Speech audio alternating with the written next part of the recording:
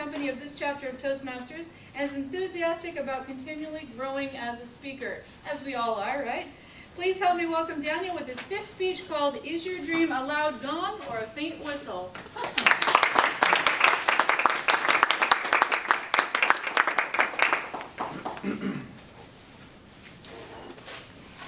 Throughout our lifetime, our dreams speak to us, whether they speak in a loud gong or in a very faint whistle. Many of you here, just like myself, wanted to be an astronaut when you were a kid. Anybody have that dream? Have one? All I need is one. I work downstairs at Tours, all you need is one. And as an astronaut, I wanted to do it, I wanted to be it, I wanted to go to the moon and see the stars, but right now, if we look at me, what happened to that dream? I'm not training with NASA. I'm not at the state fair getting all the space food that I can get in order to prepare my body for that substance.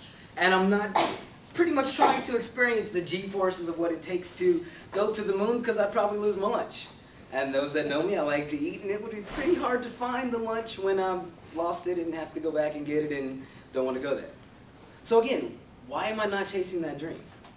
Well, today I'm going to talk to you all about 2 things. 2 topics about why your childhood dreams may not be achieved, or why it may be the loud gong, or why it may be that faint whistle. And I'll be doing that by just talking about how, 1, how your childhood dreams match what you want to be, very simply. And number 2, how your childhood dream may be a broader horizon, a broader eye-opening experience as to what you will be in the future. Number 1, your childhood dream actually may be what you are. I'll use my family for example. My dad, coming out of the womb, knew that he was going to be a physician. He knew that he was going to be operating on people, cutting people open and sewing them back together, etc., etc. He knew that because that's what he wanted to do. That was the dream he had when he started off as a young kid.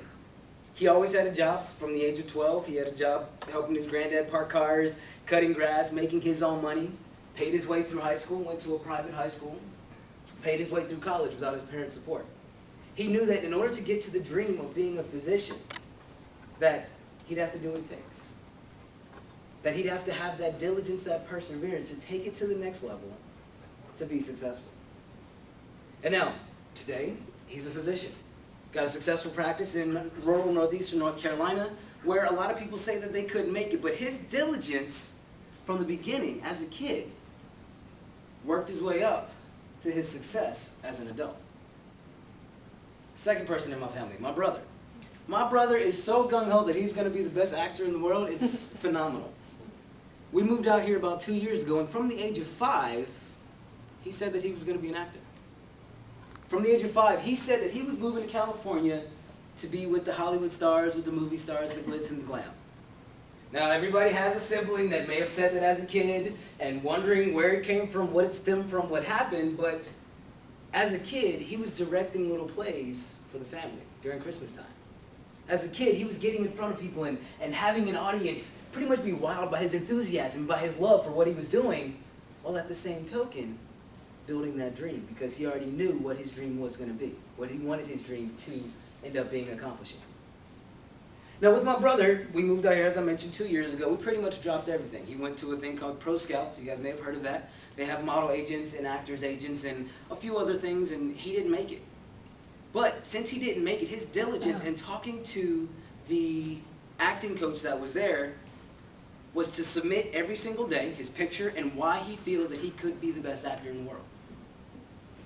Every single day, for about 3 months, he submitted to this acting coach. The acting coach invited him here to Los Angeles, had a seminar, had a session. Josh came out ecstatic. He comes back home, tells my parents, hey, it's time to go to California. I'm moving. He calls me. I was in Michigan at the time. I said, hey, I'm moving with you.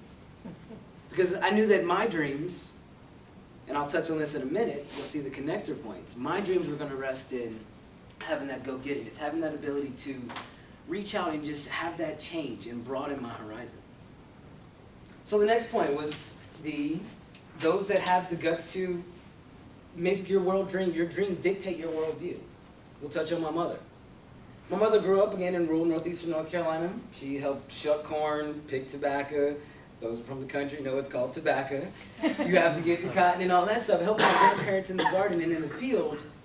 But she always wanted to be a teacher when she was a little kid. Now, as a teacher, she knew early on that she would be able to touch more minds. She would be able to help groom more people to come out of the mindset of the country to the success mindset that it takes to make it in the world. Now, she ended up becoming a teacher, but now she is, or she was, the first African-American woman and first African-woman chair of the Berkeley County Commissioners in my hometown, in my area. Now, with that worldview of being a teacher as a kid, wanting to affect as many people as possible, when she ran for office, she was able to start achieving her dreams by touching more people, affecting a county of 10,000 people. She ran for state senate. She had 7 counties underneath her belt when she ran for state senate, which to me was phenomenal because I was starting to see that transition of her worldview of being a teacher, her worldview of wanting to make that impact was being attributed to what she was doing, to her being in politics. And now we come back to me. As I mentioned, as a child, I did want to be an astronaut. And as an astronaut, if you think about what they do, when they go to the moon and they're looking at Earth and looking at the other stars and looking at the planets, they're getting that world view. They're seeing the world literally from the outside in instead of from the inside out. With me, I love to look at things from the global perspective and then break them down piece by piece to see how it can affect my life, how it can be a part of my life, how it can help me achieve where I want to go.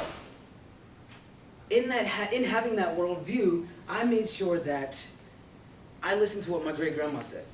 She was 100 when she passed, and her biggest quote that she would give is, "Reach for the moon, because when you miss, you'll fall upon the stars." And as an astronaut, I would have gone to the moon. I would have seen the world. I would have been reaching for the stars, reaching for the highest star that I could reach, literally. And if I would have missed that, I would have seen even more stars in my path. So I embraced that, and I realized that me wanting to be an astronaut as a kid, my dream of being an astronaut groomed who you all see here today. Now, sometimes we yearn to hear that loud gong. Sometimes we want it to just be going off and know what we're doing or how we're doing it or where we're going with it, but it's oftentimes that faint whistle that can help dictate and groom what your dream will be. Ms. Toastmaster.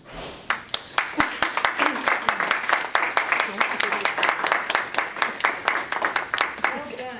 Okay, and our